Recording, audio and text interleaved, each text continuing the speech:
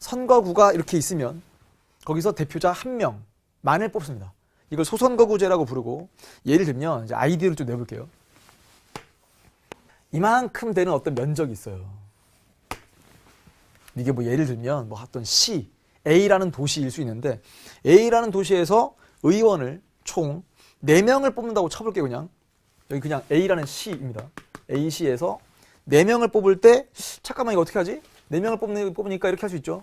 이렇게 아주 그냥 딱 4분의 1씩 면적으로 자를 수는 없지만, 그냥 여기 A시에 갑이 있고 을이 있고 병이 있고 정, 갑, 을, 병, 정 선거구마다 한 명씩 뽑을 수 있죠. 1, 1, 1, 1. 지금 어떤 논리냐면 요만큼이 벌써 하나의 선거구예요. 하나의 선거구죠. 선거구고 선거구입니다. 그러니까 이름 붙이는 거죠. 갑 선거구, 을 선거구, 병, 정 선거구. 그럼 얘는 결국 선거구가 몇 개? 4개고요. 거기서 뽑히는 대표 숫자가 몇 명? 4명입니다. 4인. 그러니까 사실상 이 숫자랑 저 숫자가 같아지면서 소선거구제라고 하는 건 뭐냐? 한 선거구에서 그냥 한 명의 대표라고 생각하시면 됩니다. 이렇게. 크게 어려울 거 없죠. 그러니까 당연히 최소한 한 선거구에서는 한 명을 뽑아야 되니까 이렇게. 그럼 이런 아이디어도 있지 않을까요? 야, 그냥 이럴 수도 있는 거 아니겠어? 라고 해서 거의 얘는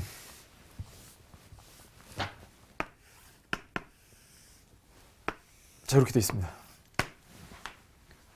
똑같은 A시인데, 야, 그러지 말고 그냥 4등까지 당선시키면 안 돼? 이렇게 해서 통으로 4명을 뽑으면 안 되겠니?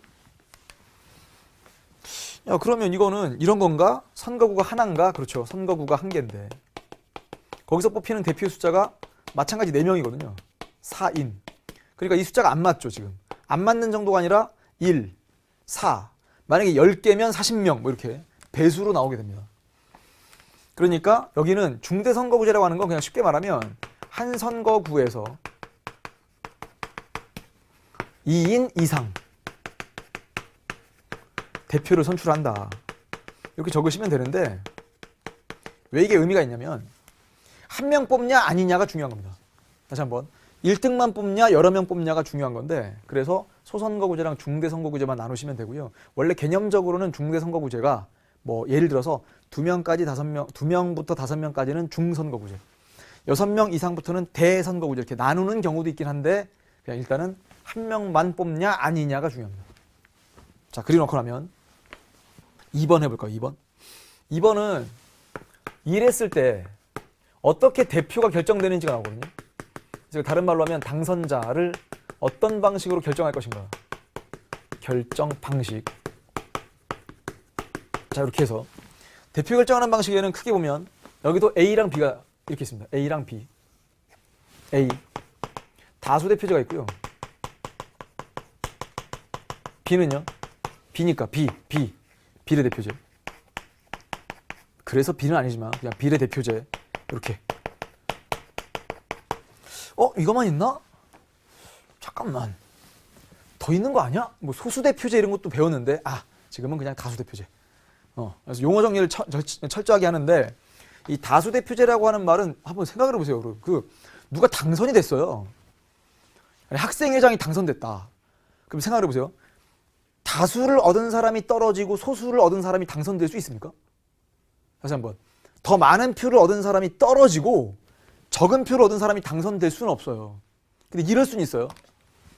가장 많은 표를 얻은 사람이 당선됐는데 가장 많은 표가 굳이 과반이 아닐 수도 있고, 가장 많은 표를 얻은 한 명만 당선시킬 수도 있지만 그 뒤에 있는 두 번째, 그러니까 1등보다는 적은 표지만 떨어진 3등보다는 많은 표를 얻은 2등까지 당선시킬 수도 있습니다.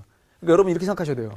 만약에 다수대표제다라고 할 때 어쨌거나 대표는 탈락한 사람보다는 다수거든요. 그러면 한 명만 당선되느냐? 그러면 1등만 당선되는 거니까 2등, 3등, 4등 보다는 많죠. 1등이. 근데 1등, 2등까지 당선된다 그러면 떨어진 3등, 4등보다 1등, 2등이 어쨌거나 다수죠. 그래서 이게 다수대표제인데, 이 다수대표제에는 다시 이렇게 다수대표제랑 플러스 A, 소선거구제가 결합하는 경우, 소선거구제, 그 다음 플러스 여기서 중선거구제랑 결합하는 경우가 있습니다. 중선거구제 이렇게. 그럼 예를 들면 왼쪽에 있는 그림으로 한번 얘기를 하면 여긴 소선거구제니까 1인 선거구예요. 한 명만 뽑습니다. 한 명만. 됐나요? 그럼 중선거구제니까 여기는 2인 이상이라고 적어볼게요. 뭐 2명까지 뽑을 수도 있고 뭐 3명까지 뽑을 수도 있고. 자, 이렇게 할 때 소선거구제 플러스 다수대표제, 중선거구제 플러스 다수대표제를 우린 생각할 수 있습니다. 자, 그래놓고 나서는 그러면 선생님 1등만 뽑는데 1등만 뽑는 방식에는 또 어떤 게 있나요? 이렇게 또 벌리는 거예요. 벌리면 단순 다수제가 있습니다. 이걸 달리 말하면 뭐 상대 다수제 이렇게도 불러요. 그러니까 이거 상대 다수제는 시험 문제 어떻게 표현하냐면 그냥 최다 득표자라고 표현합니다. 최다 득표자. 그러니까 그냥 2등보다 한 표만 많으면 된다는 뜻이죠. 2등보다 한 표만 많으면 된다. 그러니까 단순 다수제라고 하는 것은 굳이 뭐 과반이란 조건이 필요 없이 그냥 만약에 후보가 4명인데 거기서 그냥 가장 많이 표를 얻은 뭐 2등보다 한 표만 많아도 돼요. 예를 들면 후보자의 어떤 지지가 상당히 이렇게 분산돼 가지고 예를 들어서 뭐 갑 후보의 지지가 30%예요. 을 후보 지지하는 사람은 뭐 28%고 병 후보 지지하는 사람은 또 보니까 뭐 예를 들면 26%고 이런 식이 될 수도 있잖아요. 그럼 그냥 갑이 당선되는 거죠, 그냥. 왜?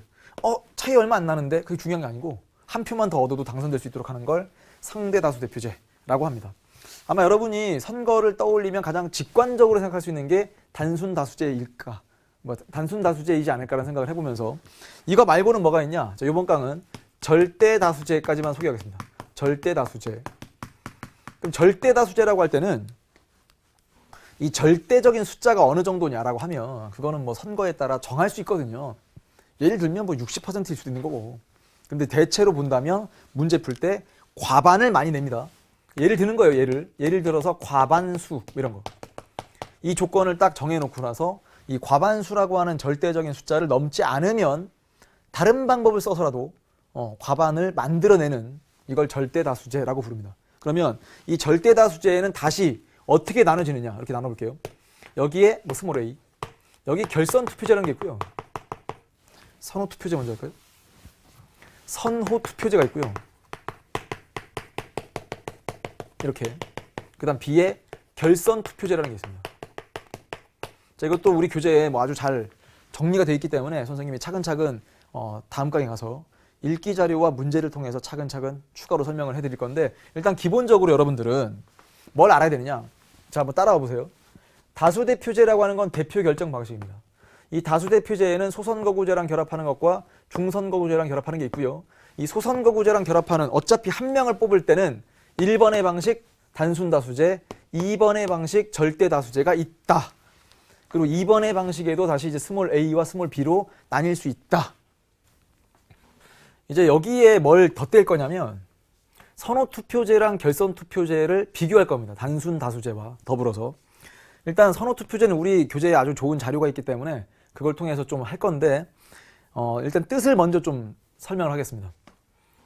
우선 단순 다수제는 그 전에 얘기했죠. 2등보다 한 표만 많으면 된다. 그럼 그 얘기는 간단해요. 투표가 한 번입니다. 한 번. 그리고 개표 절차도 상당히 단순합니다. 그리고 용이합니다. 무슨 말이냐? 여러분 학생회장 선거를 계속 떠올리라고 했습니다. 그래서 후보가 만약에 4명이다. 근데 이제 학생들이 가서 이제 투표를 하겠죠. 그런데 개표를 하기 시작했어요. 근데 한 후보가 너무 앞서 나가요. 야, 뒤에 있는 표를 다 까보기도 전에 이걸 뒤집을 가능성이 좀 없겠는데? 즉 1위, 2위가 안 바뀌겠는데 그러면 거의 대체로 당선이 유력해지거나 확정이 됩니다. 왜? 과반이라고 하는 게 꼭 전제 조건이 아니기 때문에. 그러니까 얘는 그냥 개표도 되게 단순하고 그 다음 쉽다라고 하면 여기는 선호투표제 잘 보셔야 돼요. 선호투표제 어떻게 하는지 살짝 보여드릴게요. 일단 후보가 갑을 병 정이 있다고 칩시다. 여기는 후보입니다. 갑을 병까지만 할게요. 원리만 알면 되니까. 유권자가 몇 명 있냐면 A, B, C, D, E 5명 있다고 칠게요. 이렇게. A라는 사람은 그냥 만약에 이거를 단순 다수제로 뽑는다라고 하면 세 후보 중에 가장 마음에 드는 사람 한 명만 찍을 수 있거든요. 나는 갑이야. 땡. B는 나는 을이야. 땡. 그러니까 이런 게 우리가 원래 익숙한 여러분 학생회장 선거할 때 그냥 후보가 여럿이면 가서 가장 마음에 드는 후보 한 명을 딱 찍고 오잖아요. 그게 가장 여러분 생각으로는 익숙할 텐데 이 방식은 어떻게 하는 거냐? 선호투표제는 한 명 한 명의 유권자가 갑을병 후보에 대한 모든 선호의 순위를 다 밝힙니다. 나는 갑이 가장 좋아. 병이 두 번째야. 을이 세 번째고. B는요. 나는 을이 제일 좋아. 갑은 두 번째고 병은 세 번째야. 뭐 이런 식입니다. 뭐 아니면 C 같은 경우는 나는 3, 2, 1 이렇게 할 수 있잖아요. 뭐 D 같은 경우는 뭐 1, 2, 3일 수도 있는 거고. 자, 이렇게 하다 보면 뭐 예를 들어서 어떻게 해볼까요? 뭐 2 같은 경우는 뭐 2, 3, 1 이럴 수도 있죠. 그러면 일단 이게 선호의 순위니까 1순위로 기표한 표를 다 모으는 거예요. 이렇게 모으죠.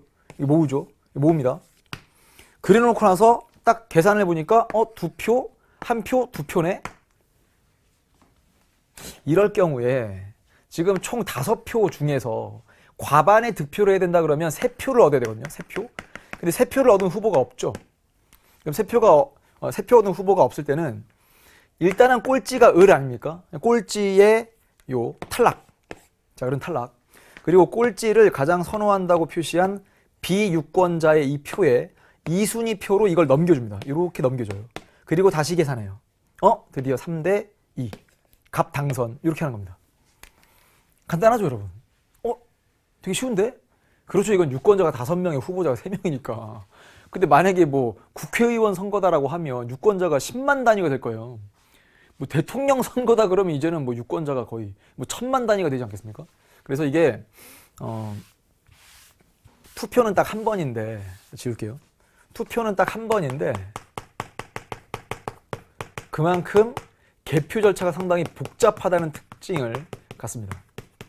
투표가 한 번이라는 거 기억하셔야 돼요. 즉 나는 가장 누가 뭐 1순위, 뭐 두 번째, 세 번째 이렇게 순위를 밝히는 투표의 의사표시는 딱 한 번입니다. 그런데 개표 절차가 만약에 과반의 득표자가 없을 경우에 꼴찌 후보 자르고 꼴찌의 1순위로 기표한 그 유권자의 2순위표로 넘겨주고 하면서 이게 좀 복잡해지는 거거든요. 그럼 결선 투표는 어떻게 하는 거냐?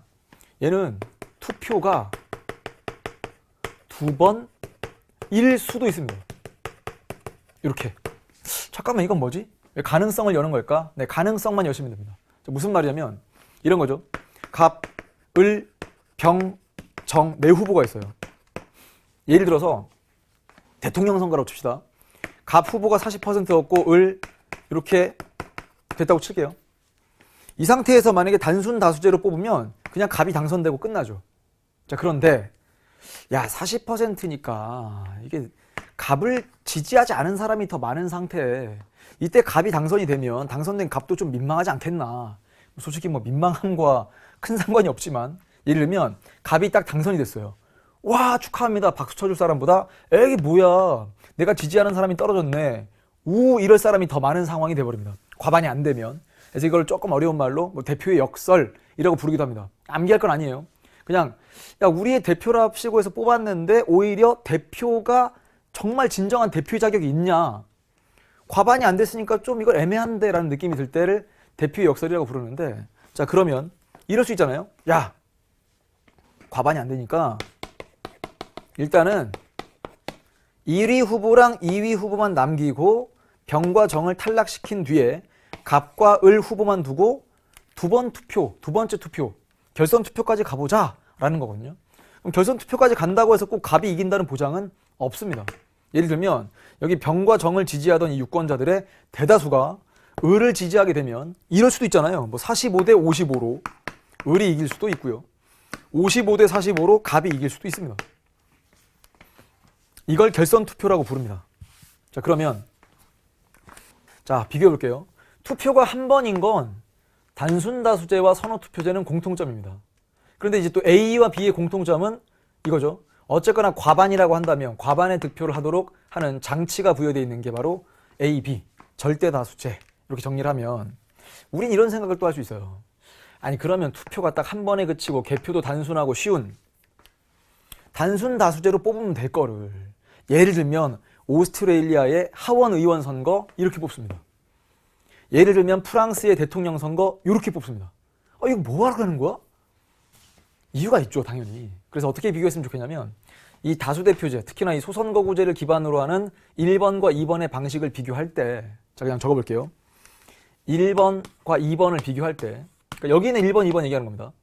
1번보다는 2번이 당연히 시간과 비용이 많이 든다, 혹은 뭐 복잡하다 이런 단점이 있지만 그래도 우리가 1번보다 2번을 좀 고민을 해봐야 되지 않겠냐라고 말할 때는요, 당선자의 대표성이 강화된다. 아셔야 돼요.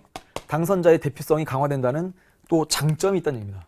그래서 항상 공부할 때 여러분 그 정치와 법만 그런 게 아니라 사회문화를 비롯한 여러 다양한 이 사회탐구 과목을 현명하게 영리하게 공부하고 싶은 친구들은 항상 빛과 그림자를 좀 따지는 연습을 하세요. 빛과 그림자. 특히나 제도라고 하는 건 더 그렇거든요. 아니 나라에서 뭔가 이제 아주 큰 고민을 하면서 뭔가를 만들었어요. 선거 제도도 만들고요.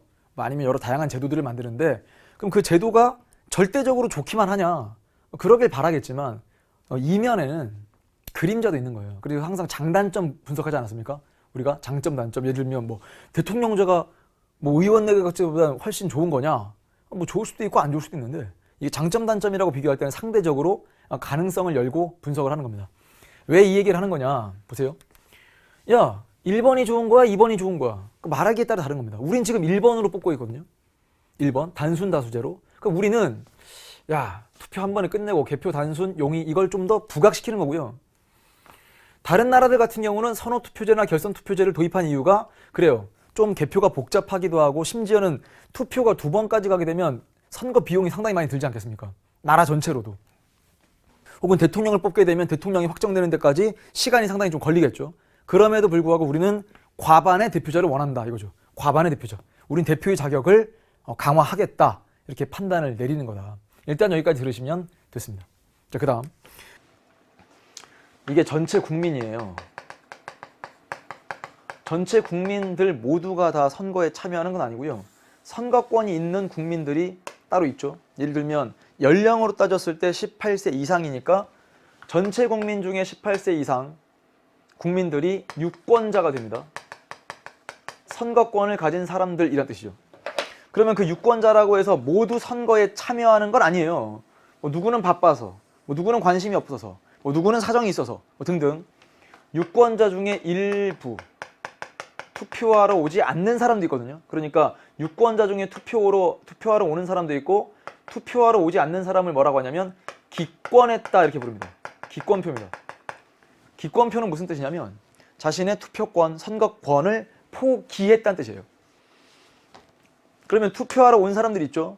그러니까 전체 유권자 중에 투표하러 온 사람의 비율을 투표율 이렇게 부르는 겁니다. 그러니까 만약에 투표율이 100%라고 하면 기권한 사람이 없는 거죠. 근데 현실적으로는 투표율이 100%가 뭐예요? 100%보다는 훨씬 작죠. 그렇게 가장 국민들로 큰 관심을 받는다는 대통령 선거도 80%가 안 되거든요. 그러니까 기권표가 존재하는데 어쨌거나 투표하러 온 사람 중에 이렇게 해서 유효 투표가 있고요. 무효가 있어요. 그럼 무효는 무슨 뜻이냐? 투표의 형식을 지키지 않은 거. 예를 들면 이 도장을 딱 찍어야 되는데 이게 투표인입니다. 그런데 자기 도장을 찍었어요. 자기 도장 가져가가지고 자기 도장 찍거나 아니면 마음에 드는 후보가 이렇게 많아. 그래서 후보마다 막 찍은 거예요. 뭐 3, 4명을 찍습니다. 그건 무효입니다. 그렇다면 유효 투표 중에서 와 선생님 제가 생애 첫 공직선거에 나가서 뽑은 후보가 당선됐어요 라고 하면 그 표를 당선표라고 부르고요. 아 선생님 제가 지지했던 후보가 떨어졌어요. 그러면 그 후보를 사표의 범위에 넣습니다. 사표. 그러니까 사표라는 말은 무슨 뜻? 죽은 표? 이렇게 하지 말고요. 그냥 떨어졌다. 그러니까 낙선했다 이거죠. 여러분이 지지한 후보가 당선되면 당선표고 여러분이 지지한 후보가 떨어졌다 그러면 여러분의 표가 사표가 됩니다. 전 강의는요.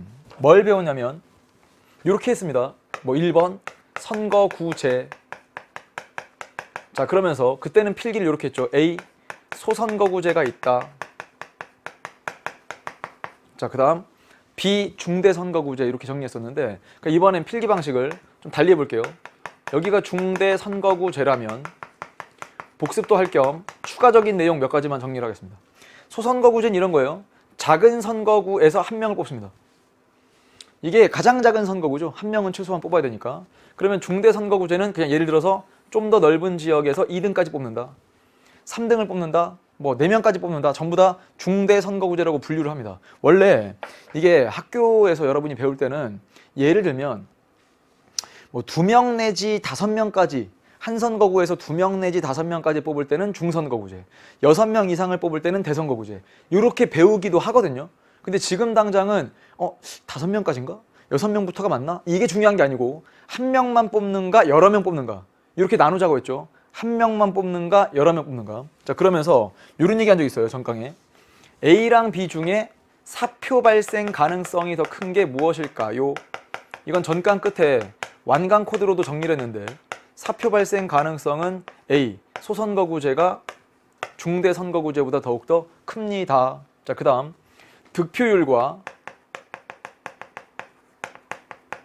의석률의 불일치 혹은 괴리 일치하지 않는 거 이것도 A가 B보다 크거든요.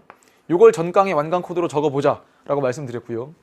거대 정당한테 유리하다. 이것조차 A가 B보다 크다. 이렇게. 자, 그러다 보니까 양당제 형성 가능성이 크다. 여기까지 하지 않았습니까?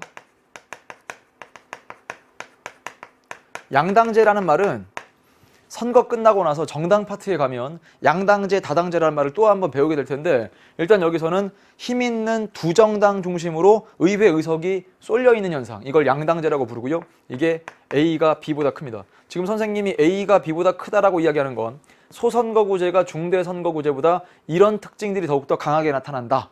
그러면서 이런 얘기겠죠. 지역적 인물에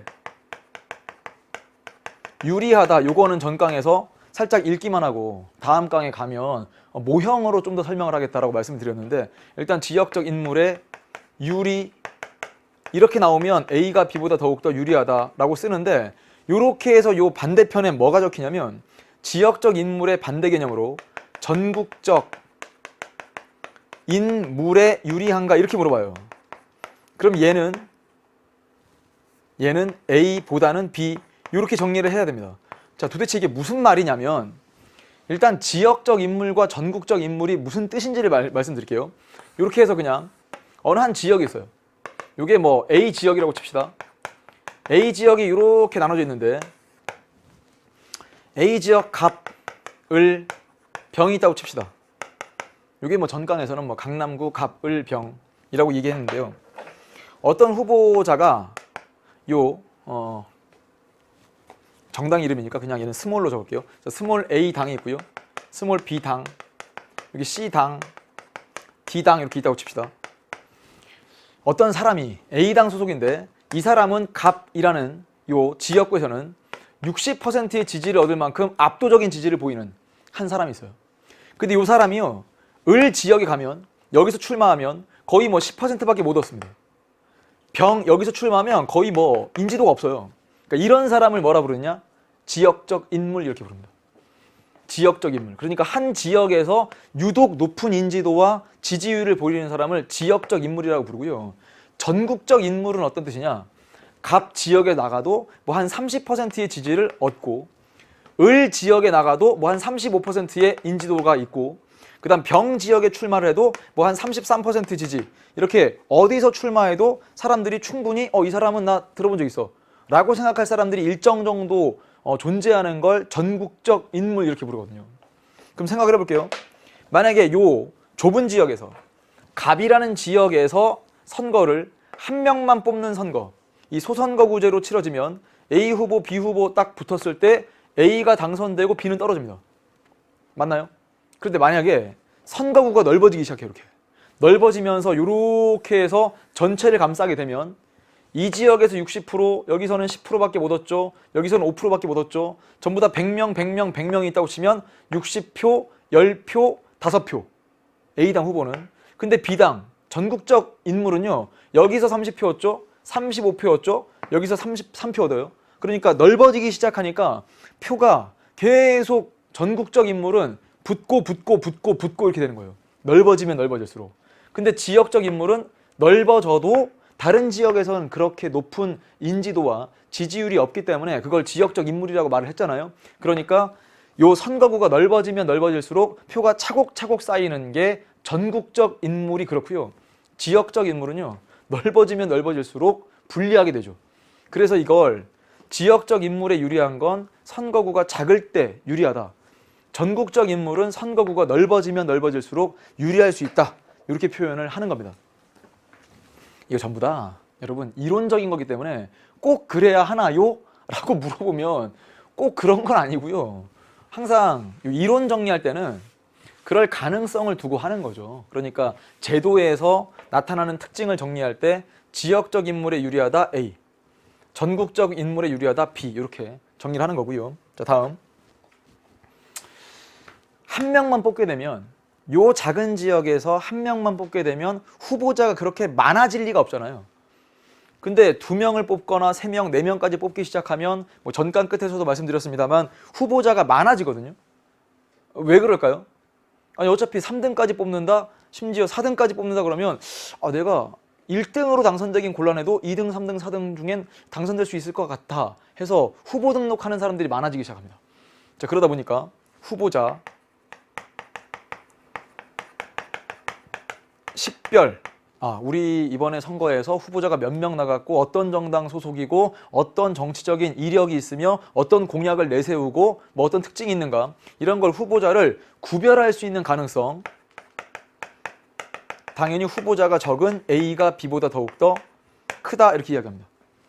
그럼 이쪽에 뭐라고 적을 거냐? 후보자 식별이 그만큼 좀 곤란하다 라고 생각하시면 되고요. 그 다음 선거구가 작으면 선거 관리가 그만큼 용이합니다. 선거구가 넓을 때보다는요. 그래서 A가 또 B보다 크다 이렇게 정리하시고요. 그럼 선생님 이쪽은 뭐 거의 특징이 없나요? 그건 아니고요. 선거구가 넓어지다 보니까 선거 비용이 많이 들거든요. 이렇게 밑에 적을게요. 선거 비용이 많이 듭니다. 이거 왜 그럴까요? 생각을 해보시면 만약에 이 작은 지역에 출마한 어떤 후보자가 있다. 그러면 작은 지역에서 자기를 알리고 자기의 정책 개발하는 것도 작은 지역을 기준으로 하면 되는데 이렇게 해서 넓어졌죠. 2명까지 뽑습니다. 그러면 자기를 알려야 되는 지역이 넓어진 거 아닙니까? 그러니까 아니 뭐 기본적으로 생각해도 자기의 어떤 선거의 홍보를 위해서 들어가는 비용이 예를 들어 유세 차량을 돌린다고 한다 하더라도 더 넓은 지역에서 자기를 홍보해야 되고 그 다음에 홍보 책자를 만든다 하더라도 더 많은 사람들이 보기 위해서 더 많이 찍어야 되겠죠. 그러니까 선거 비용이 A보다 B가 더 많이 들고요. 이쪽이 후보자 식별이 더 쉽다라고 하면 이쪽은 후보자가 난립할 가능성이 더욱더 크다. 이건 후보 등록을 많이 한다라는 뜻이거든요. 그래서 A보다 B가 더욱더 크다 이렇게 정리를 하시면 됩니다. 자, 선생님 이게 단가요? 이게 다는 아니고요. 이제 그러니까 왼쪽에 있는 내용을 조금 반대 개념으로 적기 시작하면 이쪽은 다당제 형성 가능성이라고 적으면 되죠. 다당성이 아니라 다당제 형성 가능성이 A보다는 B가 더 클 거고요. 자, 그 다음 득표율과 의석률의 괴리가 A가 B보다 크다면 반대 개념으로 득표율과 의석률의 비례성이라고 말합니다. 비례성. 얘랑 얘가 닮아질 가능성은 A보다는 B가 더 크다. 이렇게 정리하시고요. A 제도가 거대 정당한테 유리하다면 군소 정당의 작은 정당들의 의회 진출 가능성 이렇게 묻잖아요. 그러면 얘는 또 A보다 B가 큰 겁니다. 지금 선생님이 일부러 필기를 A가 더 뚜렷한 가능성들을 다 왼쪽에 적고 있고 B가 더욱더 뚜렷할 내용들은 다 B에 적고 있거든요. 이렇게 하면 일단 기본적인 완성이 됐는데 하나만 더 할게요. 하나만. 갑자기 이런 얘기 나와요. 여러분 이건 진짜 원리로 이해하셔야 됩니다. 한 선거구 내에서의 표의 등가성. 여러분 포기하시면 안 됩니다. 지금 선생님이 왜 갑자기 이런 얘기 하냐면 뭐가 이렇게 많아. 많지만 솔직한 말씀을 좀 드릴게요. 이게 정치여법 내용이 상당히 많죠, 여러분. 그래서 막 포기하고 싶죠. 근데 선생님이 이렇게 생각합니다. 이거를 그냥 수업 때 다 해버리니까 여러분이 힘든 거예요, 지금. 근데 이건 왜 수업 때 다 하냐면 원래는 기본적으로 하나, 둘, 셋, 네 개만 알려드리고 문제를 풀면서 정리해도 돼요, 원래. 근데 선생님의 강의 스타일 자체가 그냥 여러분이 나중에 문제풀이를 통해서 맞닥뜨릴 수 있는 건 그냥 강의에서 다 하자. 이게 선생님의 강의 방식이거든요. 그러다 보니까 판서도 많죠. 하여튼 다루는 내용들도 많고 이런데 오히려 한 번쯤 공부해봤던 친구들은 알 거예요. 아, 이게 다구나. 이게 시작이고 이게 마지막이라는 게 이게 시험에 나오는 표현들을 다 적는 거예요, 그냥. 그러니까 그냥 원리 몇 가지만 배운 다음에 문제를 풀면서 추가적으로 아느니 그냥 시작부터 다 하고 문제를 통해서 확인만 하자. 이런 식의 강의를 하다 보니까 이게 많아 보이는 건데요. 여기도 마찬가지예요. 한 선거구 내에서의 표의 등가성 문제가 발생할 가능성 이렇게 얘기를 해요. 이건 A보단 B가 더 크거든요. 선생님 잘 이해가 안 되는데요. 그러니까 또 모형을 이야기해야 돼요. 자, 예를 들어서 소선거구제면 요만큼에서 한 명을 뽑아요. 예를 들어 A당, B당, C당, D당 후보가 나갔습니다. 40% 얻었어요. 30, 20, 10. 한 명만 뽑으면 누가 당선돼요? A당 후보가 당선. 그럼 끝이에요, 그냥 끝. 그런데 만약에 요만큼 되는 면적에서 더 넓은 면적에서 2등까지 뽑아요. 뭐 똑같은 표를 얻었다고 칩시다. 40, 30, 20, 10. 그러면 2등까지 당선되는 거니까 A당 후보 당선, B당 후보 당선. 여기서 잠깐만. 이러면 A 후보랑 B 후보가 당선되는데 A 후보가 얻은 표보다 B 후보가 얻은 표가 훨씬 더 적음에도 불구하고 둘 다 똑같이 당선되는 상황이 벌어지지 않습니까? 그러면 A당 후보의 지지자들, B당 후보의 지지자들 그 한 표의 가치를 따져보면 어느 당 후보를 지지한 유권자의 한 표의 가치가 더욱더 크게요. 당연히 B 후보를 지지한 유권자의 한 표의 가치가 더욱더 큽니다. 더 쉽게 말해볼까요? 40표를 갖고 100명이라고 하면 40표를 갖고 한 자리를 만들었어요.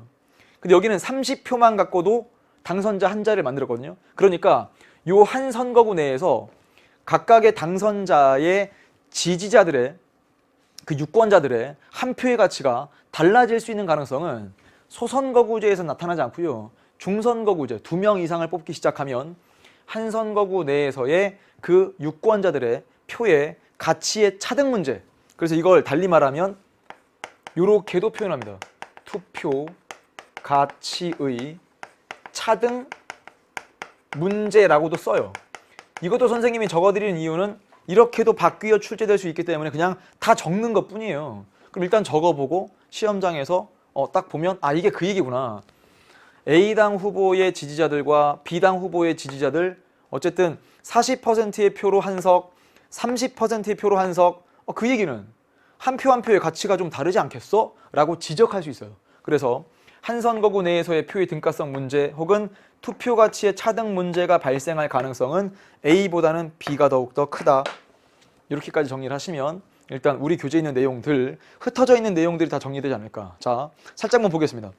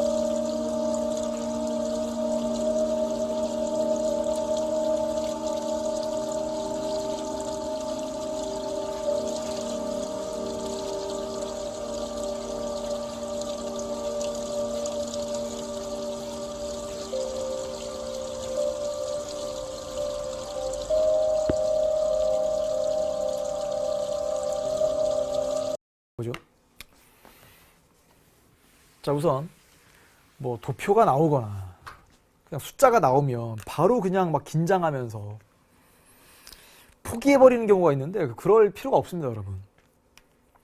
표는 갑국의 의회 의원 선거, 그렇죠, 갑국이죠. 그 다음 의회 의원 선거가 많이 나오고요. 각 정당 후보자의 선거구별 득표 수, 자 보시면 수예요. 항상 단위 확인하셔야 되고요. 각 정당의 당선자 수를 나타낸 것이다. 그래서 각 정당의 당선자 숫자를 나타낸 것이다. 바로 갑니다. 1선거구 A당 후보자, 어떻게 풀면 되냐면 1선거구에 쭉 보니까 그냥 A당 당선, 2선거구에 또 A당 당선, 3선거구에 뭐 B당 당선, 4선거구에 뭐 이렇게 해서 C당 당선이다 보니까 둘 하나 하나 써있죠. 둘 하나 하나, 여긴 0명입니다.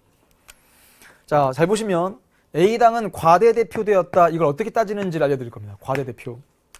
과대대표는 득표한 것보다 의석이 많으면 과대, 득표한 것보다 의석이 적으면 과소라는 말을 쓸 거거든요. 자, 여기 지금 몇 표 얻었어요? 55, 55, 20, 15.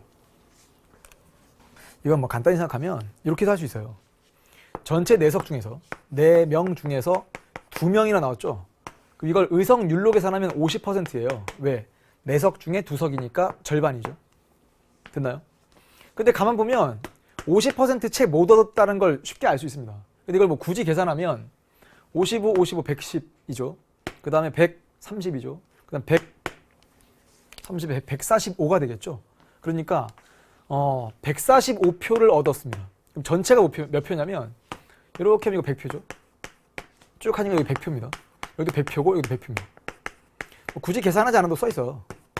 쉽게 말하면 전체가 400표인데 400표 중에서 아까 얘기했던 것처럼 150표가 채 안 되도록 얻은 요 A당 후보가 전체 의석에서는 절반을 차지하고 있으니 과대대표되었다라고 표현을 하는 겁니다. 자, 다시 한번 써볼게요. 과대대표는 득표한 것보다 의석이 많이 나오면, 즉 의석률로 따져볼까요? 득표율과 의석률을 비교했을 때 이렇게 크면 이걸 과대대표 이렇게 부르고요. 반대로 부등호가 득표율보다 의석률이 작으면 이걸 과소대표된다라고 표현을 합니다. 그래서 1번이 바로 정답이 될 겁니다. 그 다음 두 번째. 갑국은 중대선거구제를 채택하고 있다? 아니죠. 그냥 각 선거구마다 한 명씩을 당선시키고 있으니까 소선거구제. 쉽네요. 그럼 세 번째. 갑국은 절대다수 대표제. 그게 아니죠.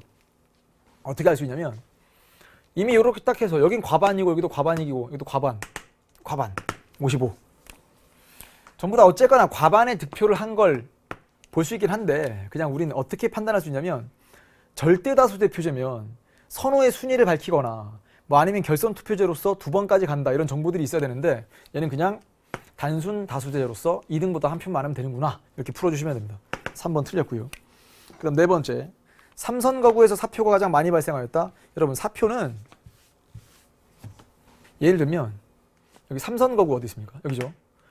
60이라는 숫자가 당선표예요. 그러니까 다른 지역 당선표보다 여기가 더 많죠. 그럼 반대로 말하면 사표는 40표밖에 안 되는 거니까 오히려 3선거구에서 사표가 가장 적게 발생했다. 이렇게 정리하시고요. 그 다음 다섯 번째. 득표율과 의석률 간의 차이는 D당이 가장 크다. 좀 볼까요? 그럼 이 D당을 만약에 계산하겠다고 하면 5, 뭐 10, 15니까 다 합치면 얼마죠? 40이죠? 40. 그러니까 전체 400표 중에 볼까요? D당은 400표 중에서 40표를 얻었어요. 이렇게 40표. 그럼 이거 계산하면 10% 나오잖아요. 10% 득표율로 계산하면. 그렇죠? 그러면 득표율로 계산하면 D당은 지금 득표율이 10%인데 의석률은 몇 %냐? 4석 중에 안타깝지만 한 석도 없습니다. 그러니까 여기가 0%인 거예요. 그러면 득표율과 의석률의 차이는 이렇게 하면 10%포인트 차이가 납니다. 그러니까 숫자 10이라는 차이를 우리는 %포인트 개념을 쓰거든요. 10%포인트. 근데 계산해 보시면 요 A당이 가장 크다는 거 알 수 있어요. 왜? A당은 50%가 이게 의석률이에요. 의석률. 근데 아까도 살짝 뭐 계산하다가 뭐 구체적으로 계산하지 않았지만 55, 55, 110에다가 130, 145니까 145를 이렇게 400으로 나누게 되면 얼마가 나올 거냐? 43, 12, 그 다음에 6.25 이렇게 나옵니다. 이게 지금 득표율이거든요. 전체 400표 중에서 145표를 얻었으니까. 그럼 득표율이 36.25%인데 의석률이 50%니까 이 사이의 격차가 당연히 10%포인트보다 더 크게 나오잖아요.